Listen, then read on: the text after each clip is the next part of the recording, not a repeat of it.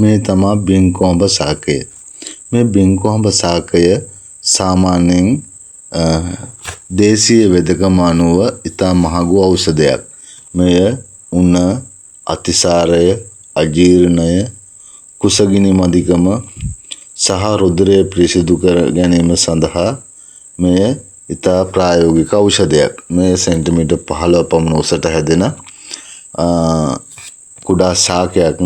ඉතින් මේ ශාකය දේශීය වෙදකමේදී නම් ඉතාම මහාම ඖෂධයක්. මම හිතන්නේ මිල අධිකම මේක කොළ හැම පත්‍ර වේලවස. මේ තියෙන්නේ කලුනික ශාකය. කලුනික ශාකය අති දුර්ලභ ශාකයක්. මෙම ශාකය මහඟු සම්පත් දෙන අති දුර්ලභ ශාකයක් ලෙස හඳුන්වනවා කලුනික ශාකය. මෙය අංශභාග රෝග සඳහා, තුනටියේ වේදනාව සඳහා විවිධ දේවල් වලට මෙන්න මේ කලුනික ශාකය යොදා ගන්නවා.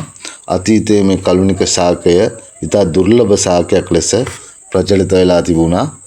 ඉතින් මේ තියෙන්නේ තිඹිරිය ගහ. මේ තියෙන තිඹිරිය ගහ. තිඹිරිය ගහ කොළ පොතු මල් ඉතා ඖෂධීය ගුණයක් තියෙනවා. ඖෂධීය ගුණෙන් ශාකයක්. මේකේ ගෙඩිය, මේ ගෙඩි කනවා ගෙඩි මැංගුස් වගේ රහයිලු මැංගුස් විදිහටලු තියෙන්නේ.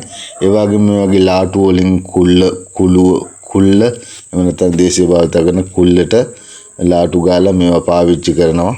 ඉතින් විවිධ ගුණ සහිත මේ වගේ තිඹිරිය ගහක් තමයි මේ තියෙන්නේ. තිඹිරිය ගහත් ඉතා වටිනා දුර්ලභ ශාකයක්. මේ තියෙන්නේ රණවරා. ඔබ දන්නවා රණවරා මල් දේශීය ඖෂධයක් විදිහට තේ පානයක් විදිහට පාවිච්චි කරනවා. ඒ වගේම කොළ ಜಾති ආහාරයට ගන්නවා. ඔය අංශභාග වගේම ශීනි වලට ඉතා මහඟු ඖෂධයක්. ඉතින් බලන්න අද දවසේ මේ ගෙනාපු වීඩියෝ එක ඔයාලට වැදගත් වෙනවා නම් ගොඩක් වැදගත් වෙයි කියලා හිතනවා. සුබ දවසක්.